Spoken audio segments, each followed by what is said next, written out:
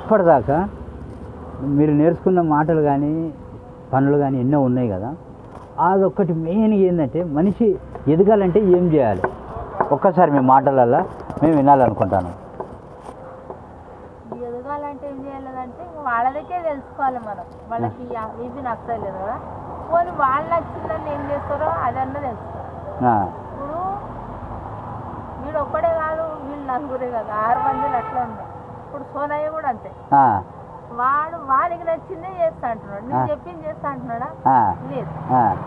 ఆయనతో కూడా నీవు చెప్పింది తినకపోతే నువ్వెక్కడ చచ్చిపోతావని భయానికి సరే డాడీ సరే డాడీ అంటున్నా.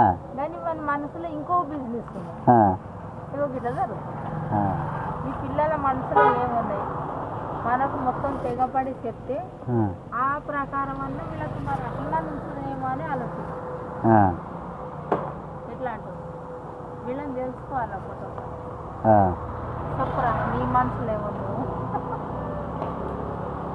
తిన్నావా నువ్వేమన్నా టిఫిన్ కట్టిందా, నీ పొద్దుదా ఇప్పుడు